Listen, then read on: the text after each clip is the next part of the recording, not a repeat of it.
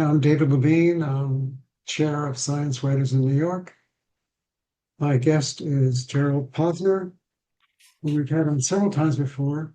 He discussed his book called Pharma, which is described as a withering and encyclopedic indictment of the drug industry that often seems to prioritize profits over patients. Uh, he was formerly a Wall Street lawyer. He's also a contributor to Forbes. And he's been described as one of the most successful investigative journalists around. So, Gerald, thank you for the show. Thank you for coming on. Appreciate it. Thanks, And David, for having me. you're very welcome. And we're going to discuss artificial sweeteners, which you've written about a lot. So everyone thinks that, we've all been told that sugar is not good for us. It's diabetes, the drinks are fattening. But from reading, what you've written, they've known that artificial sweeteners have had problems for many, many years. And back in 1981, saccharin had a cancer warning. So do you want to give us a little history about some of these artificial sweeteners and what's good about them and not so good about them, and Yeah, I also the mean, current concerns? yeah, I think that, you're right. Sugar is not the best. It's natural, but it has a lot of problems. And excess sugar can lead to diabetes and dental problems and all types of issues. So there has been a search over time for low calorie and no calorie artificial substitutes that may in fact replace it. But the history of artificial sweeteners worldwide, and especially here in the United States, is not that companies went out and actually looked for a sweetener that they could use as a food additive. It's that they found them time and time again by accident, by a bit of serendipity, while they were researching something else. And then they would find that they came across a chemical or a combination of chemicals that were very sweet. They would end up using it in the food supply, and you'd get some scare stories about what the effects might be, including cancers. And then you would get some regulatory sort of lethargic response. You get pushback from the industry, and in the end, consumers become the test market. And that plays out time and time again. It plays out on saccharin, it plays out on cyclamate, it plays out on aspartame, erythritol. We can talk about them. But the first that comes up is saccharin. And saccharin sort of lays the groundwork. It's the granddaddy of all of them. I mean, it's actually discovered back in 1879 by a researcher at Johns Hopkins who's looking for derivatives in coal tars, right? They're looking for some benefit in those chemicals to be able to be used, goes home that night and ends up, when he has a piece of bread that he rips off of a loaf, when he tastes the bread, it tastes sweet to him. And he thinks that's odd. And then he tastes licks his fingers and realizes that that's sweet. And he thinks that has to be from what I did in the lab. And he goes back and they are able to isolate saccharin, which in a rough Latin translation actually means sugar. It's that sweetener. It's 600 times sweeter than sugar. So they have this product, and who ends up putting it out in the commercial market in 1901? It's a brand new company called Monsanto. Monsanto was formed to make two products. One was saccharin, and the other was the crystalline caffeine that is used in diet sodas, or in sodas actually at that time, like Coca-Cola. I wrote a lot in Pharma about Harvey Wiley and his Great Poison Squad and the efforts that he made to get the 1906, Pure Food and Drug Act passed. And Wiley had saccharin on a short list of items that he thought should be banned. And the reason was, and you'll know this, David, and most of the people listening will know it, that the 1906 Pure Food and Drug Act is passed in part not to stop the regulation of drugs, but to be able to have full disclosure of the ingredients of what's inside. So there were companies that were using saccharin as an artificial way of sweetening the product at a lower cost than using pure cane sugar, and they weren't disclosing it. Even Coca-Cola, before they were called out on this by Wiley and his group in Washington, had used saccharin as part of the product to try to sweeten it at a lower cost. So consumers were getting saccharin. Wiley was convinced that this was a bad thing. He wanted to ban saccharin as a poison. That's actually the list. And who stops him? President Teddy Roosevelt, whose doctor, a naval doctor, he'd served with Roosevelt before, Roosevelt trying to get his weight down a little bit. And the doctor said, you're almost diabetic, pre-diabetic. You could lose a little bit of weight. Saccharin is going to be better for you than sugar. He had a very sweet tooth. So Teddy Roosevelt kept it open. In 1912, the government finally bans saccharin. So it's out. That should be the end of it. We think it's over because they're worried about health concerns. But they made a little tiny footnote exemption. Lawyers like me love these exemptions. It was for medical uses.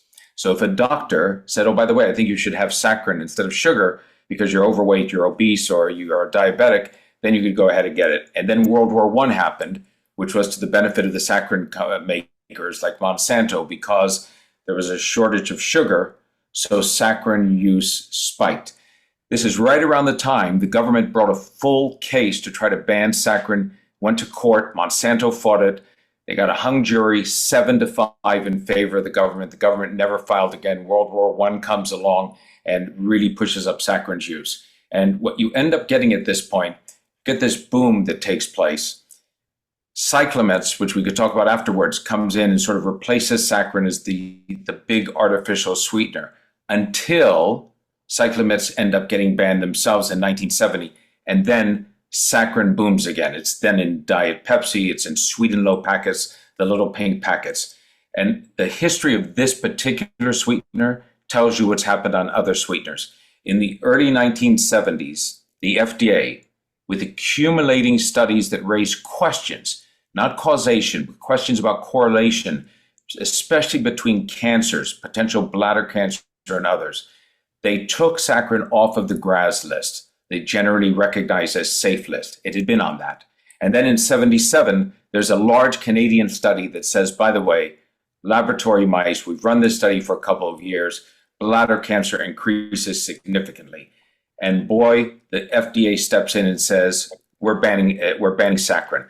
The industry pushed back in a way that became their template for fighting each one of these. They questioned the methodology. They said, oh, you've given the laboratory mice ridiculous amounts of saccharin, the equivalent of hundreds of cans a day. They got sort of what I call one of the things that pharma does very well, as you know.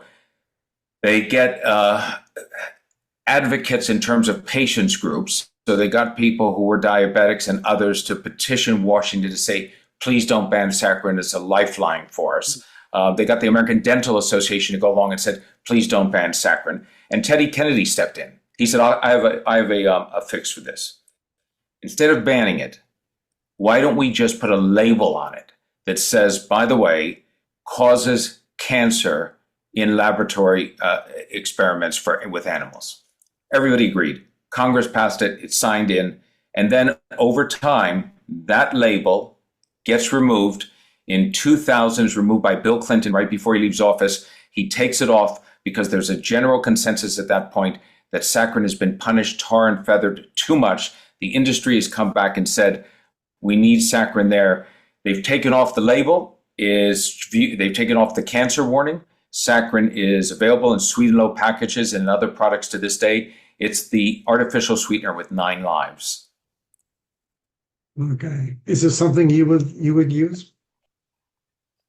Unfortunately, I'm probably a walking experiment for artificial sweeteners because when I was a kid or teenager in California, growing up in San Francisco in the late 60s and early 70s, I drank an inordinate amount of Tab, which was one of the items that had saccharin in it. And so whatever long-term damage is there has probably already been done. Would I take saccharin today? No, I wouldn't take the little pink packets that are Sweet and Low. I wouldn't take the blue packets, the aspartame, which is an equal package, you'll see. I wouldn't take the sucralose packet, which we talk about, which is Splenda. So the only packet I don't get a choice of today, you don't get a choice of, or anybody else who's listening, are cyclamates, because those were banned in their entirety in the United States back in 1970 by the FDA. So when I see the FDA doesn't do anything, it does occasionally do it and stick to it.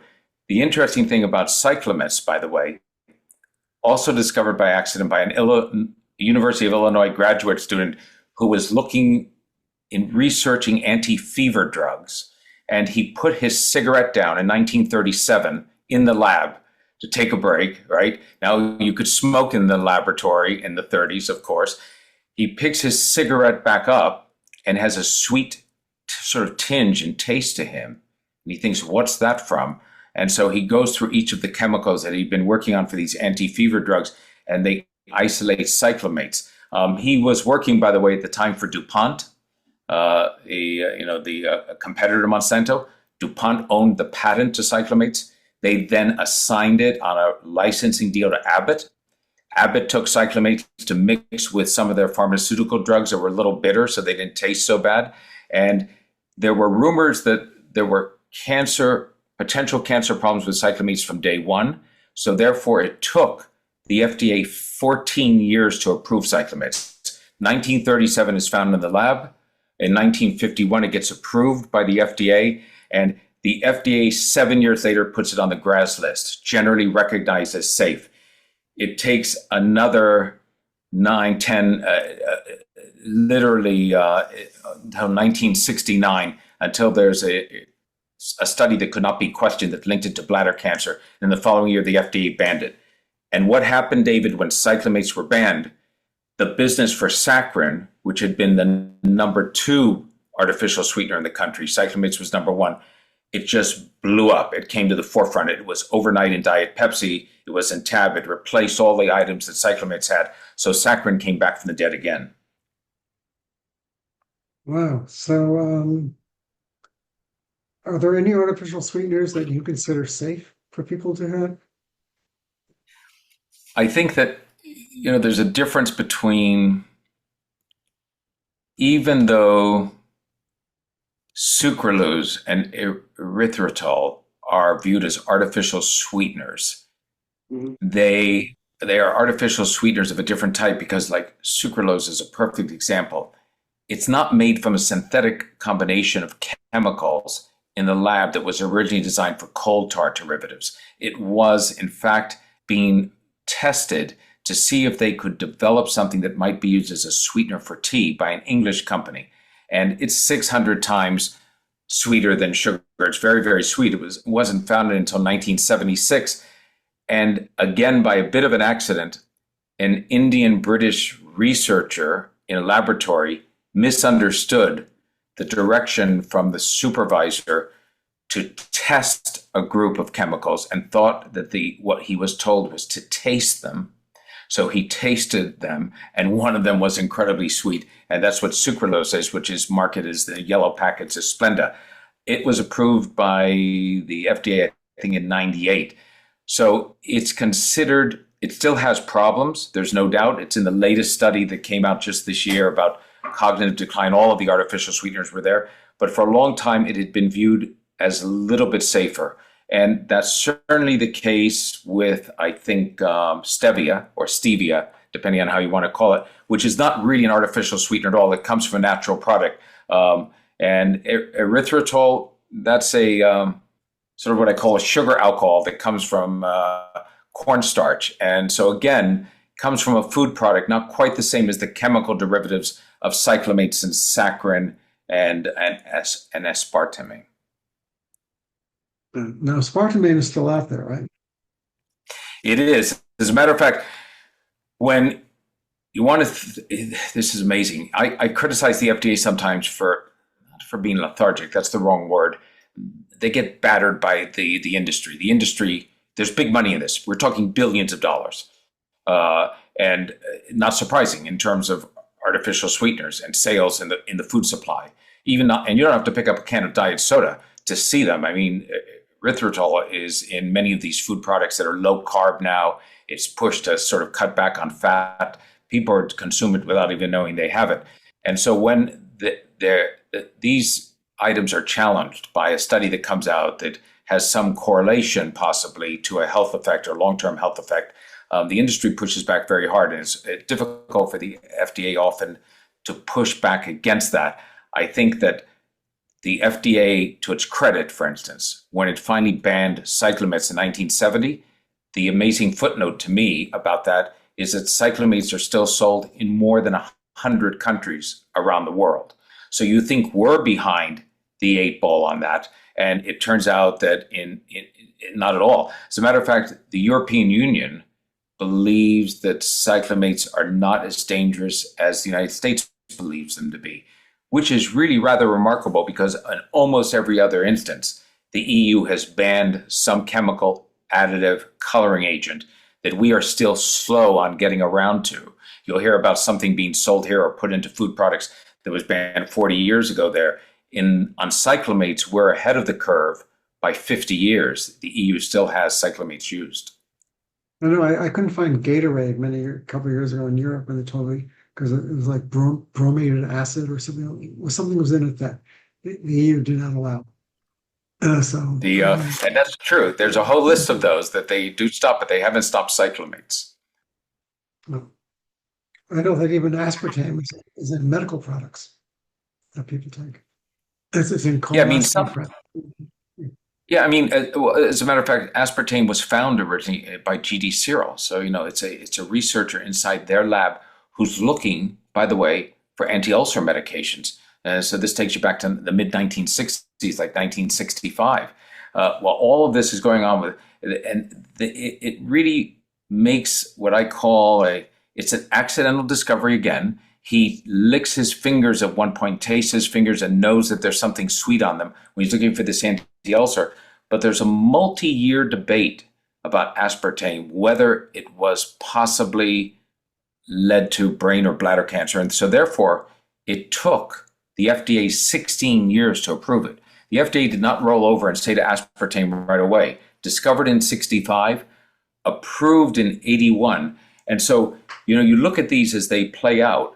It's interesting. You get cyclamates banned in 1970. So saccharin, which has been battered, banned, then comes back from the dead, then replaces all the cyclamate products. Then you have aspartame come in all of a sudden in 81. And when it gets approved, it starts to take some of the business away now from saccharin again. And in 98, you get sucralose, Splenda approved, and it starts to compete with aspartame for the market. So every new development, like a new drug, you get a new ulcer drug or you get a new hypertension drug, the newest, greatest, and latest supposedly has the cleanest record. You see as these play out with the FDA.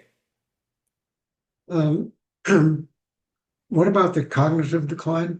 That is, how do they measure that? How do they know? I imagine it's very hard to say, because people eat lots of different things.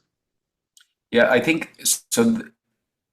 This question of cognitive decline is the latest that's just come out in this study over 2024 to 2025. And the results were just out in neurology and other places recently. To me, one of the reasons this is so interesting is that up until 2000, if you looked at the literature, you looked at the studies, you pulled the FDA studies, the public hearings on the artificial sweeteners, the concern that was almost always the core issue was the possibility carcinogenic. Was there cancer risk, bladder, brain, breast, etc.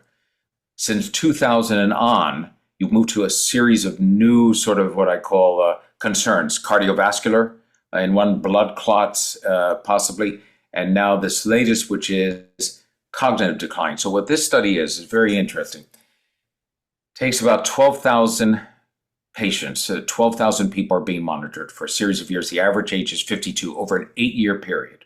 They're broken up into 3 groups. The group that has the lowest consumption of artificial sweeteners, and they take all types of artificial sweeteners. You're talking about people who use sucralose, aspartame, saccharin, erythritol. They're all in different groups. They take in about 20 to 25 milligrams of artificial sweeteners a day. That's the lowest group. Then you have a middle group that takes in about 100 milligrams, and the top group is taking in 190 milligrams or more a day. To put that in some perspective, 190 milligrams, 191 milligrams of artificial sweeteners, what you get in a can of Diet Pepsi or Diet Coke. So the highest group is drinking a can of diet soda a day. That's all. And some of them much more than that. And then they tested them in all the groups for memory recall to the extent that you can do it, memory recall and subjective ability to come back with reasoning. And they found 62% faster decline, in the group consuming the highest amount of the artificial sweeteners. About a 35% faster decline, cognitive decline as they called it, in the middle group, and the base group having the longest. And what does that really translate into? The figures don't mean anything unless you look at it in terms of years. So the researchers said at the end that we believe that long-term use of artificial sweeteners would age a person's brain in regular use at about 1.6 years faster than they would if they weren't taking it all. And in the middle group, which really is like half a can of diet soda a day, still 1.3 years faster. So that's the latest. The industry is already pushing back against that. I've seen them come out and say the methodology is not correct. They destroyed study after study by questioning the methodology. They say these are answers. This is self-reported, much of it. You can't trust self-reported results. It's not a rigorous gold standard clinical study that we can rely on. But let me tell you, it certainly raises concerns that the FDA and others should at least be considering in the next set of public hearings. What is Robert Kennedy saying about the artificial sweeteners? That's the $64,000 question, because I haven't seen anything from him that's on point on this. And you would think with his Make America Healthy Again campaign and his concern about coloring agents and additives like a Harvey Wiley from 115 years ago, that artificial sweeteners would be fairly high on his list. But he has not particularly gone after them. I'm not sure why. And the real question here is, what about Marty Makary, who, of course, is the FDA chief, has the real ability to shake up the industry a little bit? I personally think that this is my unproven 2 cents, so take this just as informed speculation of somebody following the industry, that Kennedy has so many fires in front of him that are taking up his time and his political capital, from vaccines and the board and the CDC, the chair of the CDC, and what's happening in the confirmation hearings and what's going on, that he doesn't have the bandwidth to also focus on artificial sweeteners. And I don't know if Makary has the interest in it, because they will face a lot of industry opposition. Who are the advocacy groups? Who are the advocacy groups against artificial sweeteners? Against artificial sweeteners, there are very few. There are some parents groups that are against artificial sweeteners. There are some cancer survivors who have raised questions about artificial sweeteners. There have been some lawsuits that were thrown out of court and went nowhere. And so I think that the real question is that the real advocacy groups are on the side of keeping the artificial sweeteners. You get the Dental Association in, who will talk about the damage of sugar. These are much better for teeth. And if you take it just as a dental issue, they're right. Forget all the other issues about potential bladder cancer or cognitive decline. It's better for your teeth. There are the Diabetic Association. You'll have they will certainly talk about the fact that diabetics need artificial sweeteners or some equivalent of them if they want their food sweeter and to avoid sugars, because they can't take the sugars. And I must say that despite all the smoke, and there has been plenty of smoke, meaning about health concerns about correlation, the bladder cancer from the Canadian study. Let me tell you, from 2000 on, there's a big Italian study by this Ramazzini Institute that raised questions about cancers, and the industry essentially knocked it apart by saying the methodology isn't good. There was a study in 2008 that said, by the way, these artificial sweeteners, all of them, could have DNA molecular changes, which could be the early stages of the one-cell change then for cancer. The industry ignored that. In 2021, there was a meta-analysis that was inconclusive and said we need to do more studies. The industry, of course, loved that. And then you had the big French study with 100,000 people in 2022. It raised the possibility of a 13% greater increase in breast cancer and cancer with obesity, but that's mostly been shoved aside. So even when the latest studies have come out, there hasn't been anything, including this latest study on cognitive decline, where we can all look at it independently and say, whoa, that is a definitive link between the artificial sweetener and the development of cancer or cognitive decline 5 years later. We need to move to stop that. So instead, the FDA is putting its head in the sand and saying, you know what? Let's just keep waiting and hope that it's just a lot of smoke and it's not going to really prove to be, none of these concerns will prove to be factual. For everyone listening, we have a Q&A box. If you have a question, please write them in there, and Gerald will happy to answer your questions.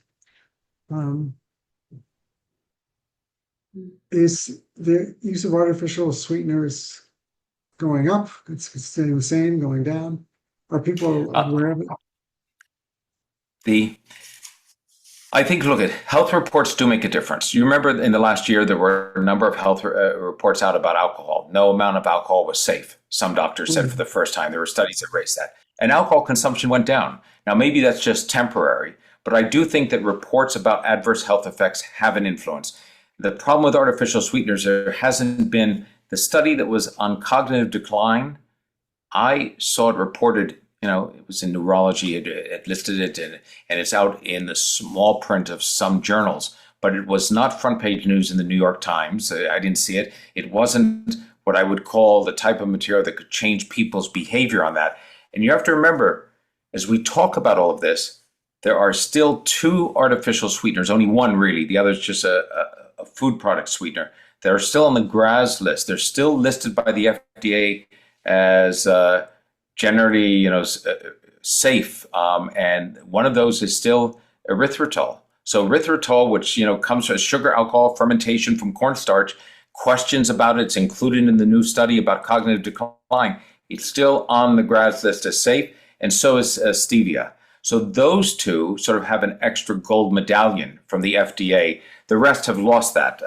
Sucralose, aspartame, they lost their GRAS ratings a while ago. But I don't think anybody in the public knows that. I see people go into a Starbucks locally and, they'll reach over for whatever's there next to the counter. If they don't take the brown sugar in the little packet, they grab one of the colored ones, and it's the one that they're accustomed to, I guess. They go for the blue packet or the yellow packet, the pink packet if it's there, and they're not even thinking about the difference of the consequences. So maybe if we have millions of people on Ozempic, they won't be overweight and they'll go back to having some sugar. Well, I'm waiting for some discovery where somebody eventually there's the equivalent of an Ozempic GLP-1 pill, and some researcher in a lab says, oh, we were putting the coating on the pill, I tasted my fingers and there was something sweet. So we can use this also as an artificial sweetener. It's used for everything else right now. It's supposed to, as you know, it's being touted as a wonder drug. Over time, for those of us who have studied the pharmaceutical industry, we know there are so-called wonder drugs. And when they come out, they are praised and they are said to have side effects that are so great and wondrous that they should be almost put into the water supply. I remember this years ago about statins. Statins serve a very valuable purpose. They help people that have very high levels of cholesterol that otherwise would be dangerous. But I remember a time I had a discussion with a cardiologist 20 years ago in which he said, I think it should actually be in the water supply. There's so many cognitive benefits and other benefits from statins. It has benefits far beyond just cholesterol. Now we know that's not necessarily such an easy task. There are side effects as well. And it'll be the same. The GLP, we know the growing list of side effects, but still it's touted for a whole series of benefits from longer life to smarter brains. I even saw one. Pardon me? I'm sorry. No, go ahead. Yeah. I think there was even one a few weeks ago that I commented on in which there was a report that some men saw an 1.5 inch growth in their penis, they thought, from taking GLP-1. And I'm not sure if that's because they were able to see down below for the first time because they had lost enough weight in their stomach, or if there was some imagination of that. But I thought, boy, that's really a pharmaceutical trick. If they think that things like Viagra became big hits, now they're selling GLP-1 for that, it'll be a bigger blockbuster. When Prozac first came out, there were doctors saying you should throw it in the water. That's right, exactly. The SSRIs, that's exactly right. Right. And they were a great improvement over the benzodiazepines, which had been a great improvement over Thorazine. And so, each generation of anti-anxiety or medications for depression that came out were without question. And it's one of the things when, you're a critic sometimes of the industry. I hate not to be a critic because they really are much better drugs. There's no doubt about that. But in the rush to adopt them, they can often be overprescribed, as you know, and because especially with the overprescription, it's difficult sometimes for people then to stop using the drugs there, and so it's a weaning off period, and you find that out eventually, but it takes years of testing and trials. So I agree, the SSRIs were viewed as an absolute miracle drug that should be everywhere. There's some questions. Can you click on the Q&A box and look at it? Yep. Okay. So the first one is, have artificial sweeteners played any role in helping taste researchers learn about the molecular and physiological basis of sweetness sensibility? That's a great question. And I don't think that taste researchers have certainly been looking for the physiological basis of sweetness without any doubt. And it varies from even to different cultures. Some cultures with a predilection for a much sweeter general taste on many, many items, and then some much less because they didn't have the same exposure to it. But I believe that some of the studies that I've seen, these aren't conclusive, but I can send them along later to David. There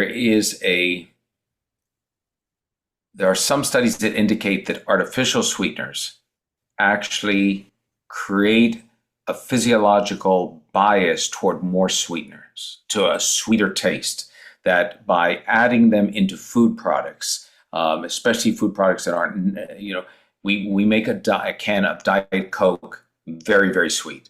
Could it have half the amounts of artificial sweetener or half the amount even of the sugar and still be tasty? Yes, but maybe not for the palate of the consumer who likes them. And so I think that one of the things that has happened is not on the molecular level, but on the physiological level, the wide advent and wide dissemination of artificial sweeteners may actually be a benefit to those manufacturing and selling the products because it prepares the palate for even more. Okay. Second question is, how do artificial sweeteners work to stimulate our tongues? And what are they doing to our body biologically, mechanistically, that is potentially problematic? So I think two things. They stimulate our tongues. It sort of goes back to the other answer in terms of preparation for more sweetness. It's a bit of the opposite of what would be a good example. The Italians, I've come from a half Italian background. They used to drink Campari. My grandfather would have before a meal because it's bitter, and they thought that stimulated their tongues to appreciate what was coming next. After the bitter would come a spaghetti or salad or whatever else, and the bitter taste would be better.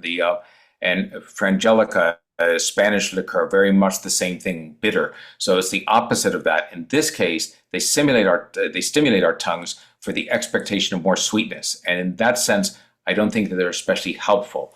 But they do to our bodies. I think what is apparent in the animal studies, and I emphasize animal on this because the industry is big on the fact that the animal studies cannot be extrapolated to human studies. Okay, but in the animal studies, the molecular changes that take place is a cellular change that happens in some of the clean parts of the animal, the bladder or the liver, primarily, and that's why you see the bladder cancer, liver cancer incidences come up.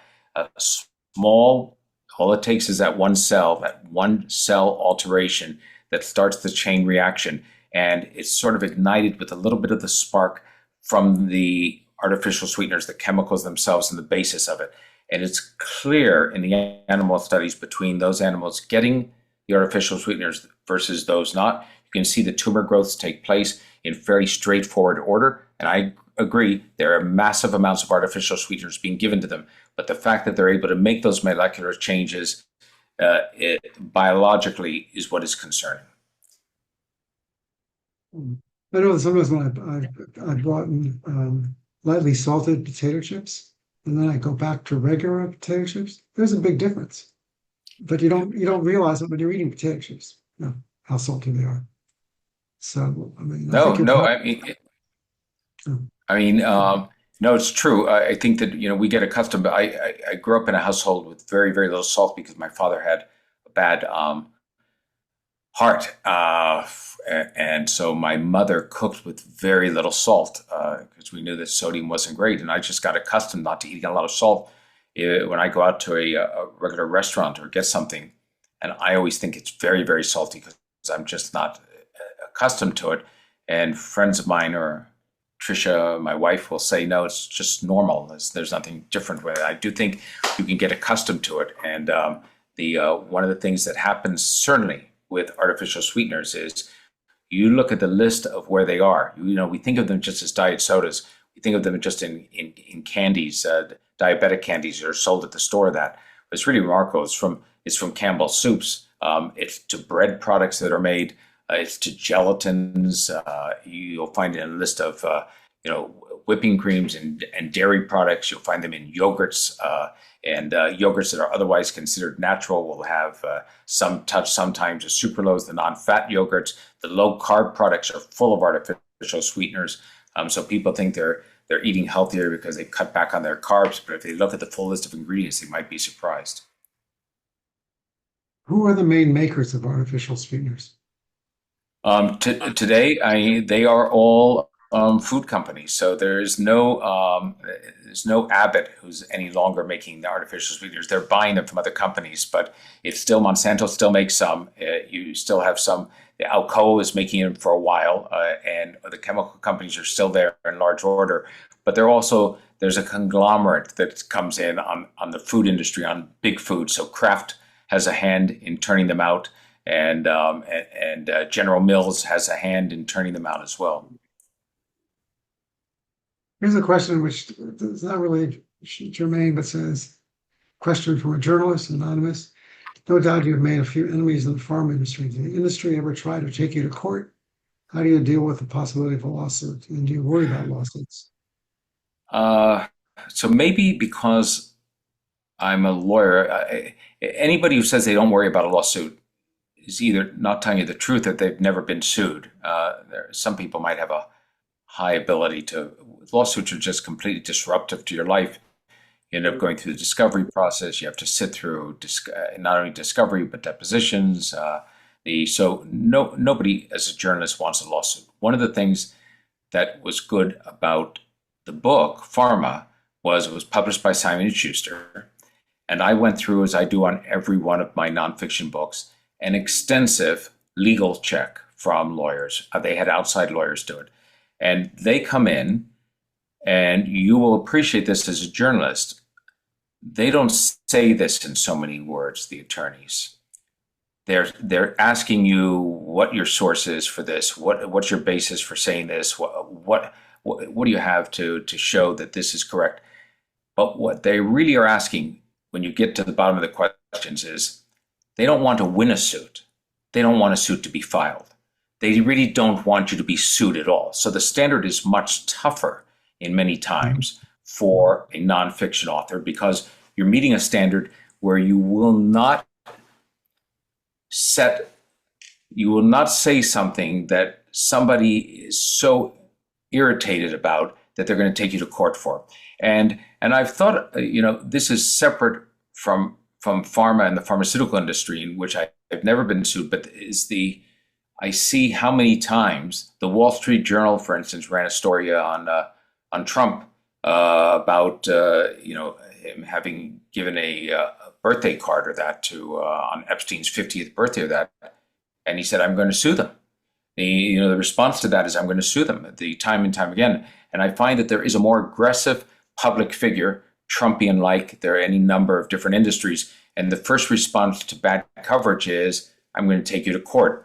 And I think the only thing that you can do on that is you can be a harsh critic. I am a harsh critic often of the pharmaceutical industry, but you have to know that whatever you say is subject to being picked apart, and you have to have the backup and the factual backup to make your case. And so I try to be careful with that, and as careful as I can. Are there new artificial sweeteners being developed? I am sure there are, David, and I'm not privy to that. I am sure that in some labs they are working on it without any doubt to come up with the next generation of what will be an artificial sweetener that will what they like is the idea of a stevia type product. Again, not an artificial sweetener because it really comes from a food product, the stevia plant, the stevia plant, and it, it they are looking for other variations of those without any doubt. Um, I'm wondering if you ran into mannitol, the sugar alcohol first isolated from ashtrays. Yes, as a, the Has it been, it has been used as a as sugar a matter of substitute? yeah, as a matter of fact, mannitol is interesting because you really you look at it and you think to yourself, it's one of those products that again is sweet. It's not as sweet as sugar, clearly, so it is different in that sense. And mannitol is one of those products that has a pretty clean record in terms of not having been tar and feathered for a whole series of products. Now, I think I'm going to look over here on a sheet that I have. Mannitol might have been one of the, believe it or not, the items included in the study on cognitive decline. I'm looking to see. No, it was not. So mannitol was not. And I have come across it. I've also come across a monk fruit sweetener. There are variations. Mannitol is, as you said, from manna ash trees and in the early 19th century. So it's been around for a long time. And the same in some ways as there's a variation product that was put out that came from the mannitol really becomes popular a little bit in World War II. There's shortages in places like Finland and others, and then it becomes used more and more over a period of time. But I have seen it. It's one of the smaller level sweeteners. So when you go to a doctor and they say, okay, your sugar's high, you got to cut out sugar. And do they warn patients about artificial sweeteners, or there isn't a lot of knowledge about it? I mean, do they tell people just to drink? I think that you know this, and I think a lot of the journalists the are aware of this as well. That doctors, you go to a doctor for a specialty, you go to for somebody, your sugar's high, even if it happens to your primary care physician, and they're focused just on that. That's their focus. That's what they want to get down. And they're not worried about necessarily the side effects of treating that. So one of the things you need to do is cut sugar down. You need to cut the amount of wine that you have down, which those are artificial, the carbohydrates, the amount of bread, massive carbs that could lead to sugar production if you have insulin, if you're sensitive on insulin production, or you have problems with insulin production. So they're giving you all those guardrails from the start and not worried about that fallout. And so I don't think many, maybe if you go to a homeopathic doctor, but an allopathic doctor is very, very rare. They're going to worry initially about that. They're going to worry first about your sugar problem, which I understand because that sugar problem, if it leads to full diabetes, is going to be very problematic on a whole series of things with all types of comorbidities down the road, much more dangerous than the theoretical threat of long-term cognitive decline maybe or cancer risk from artificial sweeteners. Now I know that I've just sort of put the artificial sweetener risk behind the diabetic risk, but I think that a lot of doctors would think that. Yeah. So is there any chance that the consumption of artificial sweeteners can be reduced, limiting people's ability to use SNAP benefits to buy food that contains artificial sweeteners? To reduce, I didn't get the middle part of that question. I'm sorry. Can you reduce people's ability to use their SNAP benefits to buy food that contains artificial sweeteners? Can you Reduce people's consumption of artificial Oh, sweeteners by reducing their ability to buy things like through programs like yeah, SNAP? yeah, no, clearly. I mean, it's the, I'm sorry, it's the Mike Bloomberg, let's not have the supersized sodas sold in the city and we'll cut back on kids consuming too much sugar. So it can be done, but some of it is taste. And I do think that that's part of the problem here is that we have a population that's been accustomed to having a certain level of sweetness. They want it in a whole series of foods. I mean, even to the extent that, I'm always surprised at this. I go through the grocery store sometimes with Tricia, and we look at the back of a jar of marinara sauce, and it has sugar in it. Or we look at a jar of low-calorie marinara sauce, and it has an artificial sweetener in it. So somehow people got accustomed to they can't just have pureed tomatoes made into a good sauce on top of their pasta, but they need to have some sweetener added to it, whether it's sugar or not. And I think that's just a problem of the palate in the U.S. and in large parts of Europe as well. Well, I mean, they used to talk about putting warning labels at McDonald's and Burger King.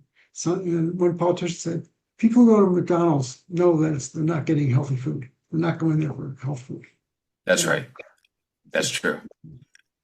And here's one more question. What might be the mechanism of action leading to cognitive decline? So I'll read you a paragraph here from this recent study that talked about the cognitive decline, and you'll immediately realize why this case is not, although the headline is good, it catches your attention, I'm not as convinced that the underlying mechanism for the cognitive decline is as persuasive as you would initially think, and here's why.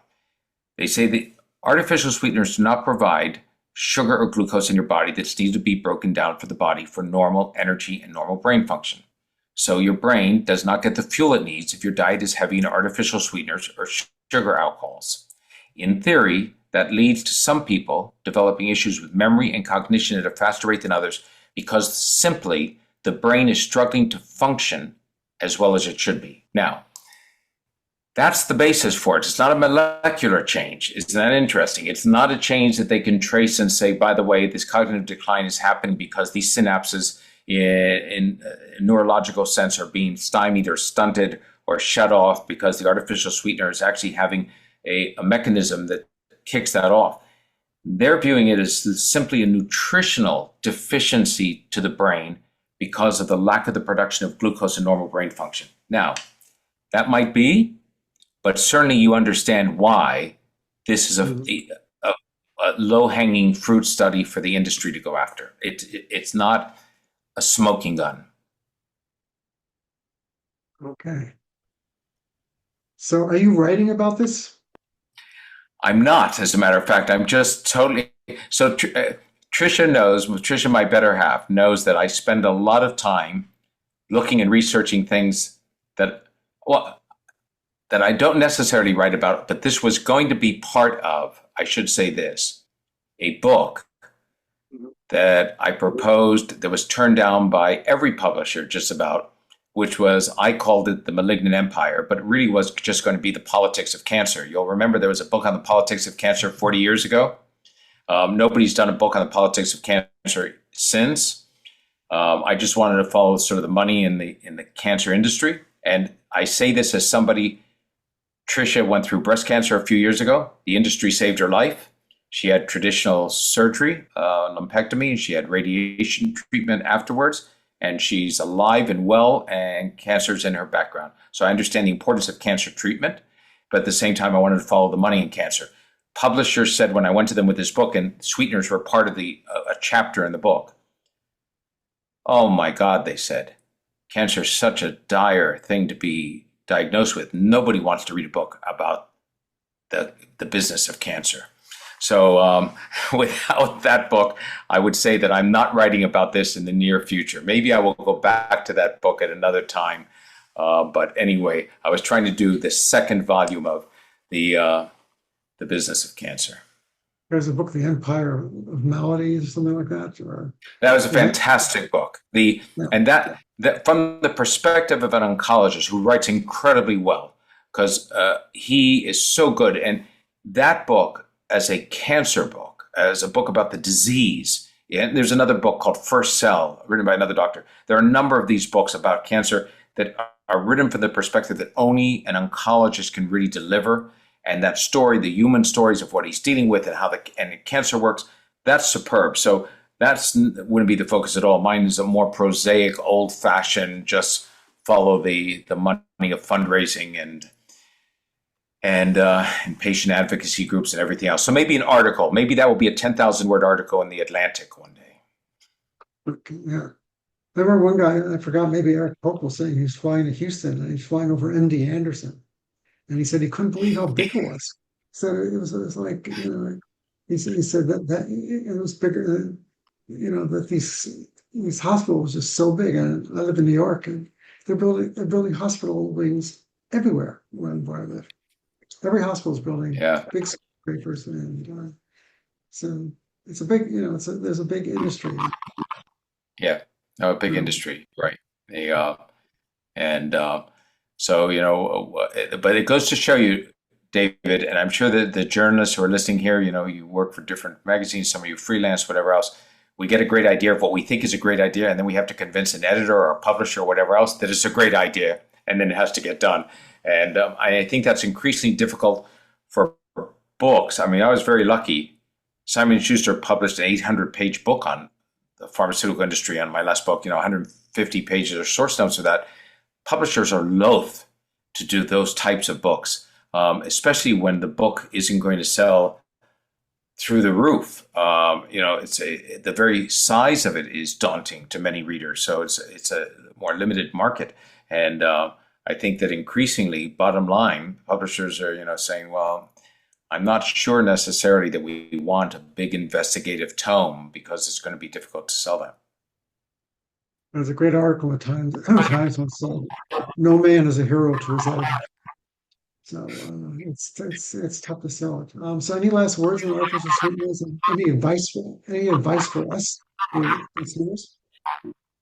I mean, my feeling is if and sometimes I go to I get a coffee and I'm not in the mood just for a black coffee. Trisha drinks hers black. I want something in it. I put sugar in it now. You know what? That's going to be less of a damage. I take a little packet of brown sugar from the counter, and that goes in there. I'd rather have the real sugar than the sweeteners. I try to minimize the amount of exposure to the sweeteners. I figured I've done enough cumulative damage from 50 years ago or 40 years ago with tab. So my view is try to avoid the sweeteners. You're not getting that many more, even if you're on a diet. You're going to try to lose some weight. And if you're not a diabetic, you're just doing it for diet purposes. You want to lose some pounds. Unless you're eating a ton of sugar, a little bit of sugar here and there is going to be better for you, I believe, in the long term than the artificial sweeteners. And if you go for an artificial sweetener, or at least what I call one that's not a sugar, stevia might be the cleanest of the group. It's still on the GRAS list, listed by the FDA, has the fewest, smallest side effect profile, has a few calories to it, so it's not calorie free. And some people find it has a slight aftertaste that doesn't taste just like sugar. And that's one of the reasons it's probably not as bad as the artificial sweeteners. Well, again, thank you for your time. It's always great having you as a guest. I think it's been our third or fourth time, and I'm sure we'll do another show with you at some point. Thank you. If I ever get the politics of cancer going, I'll let you know whether it's an article or a book. Okay. I would love to discuss it, even whether it's an article or a book, anyways. All right. So, Thank you. okay. Thank you so much. Pleasure. Take care. Say hello to Trisha. Okay. I will. Thank you very much.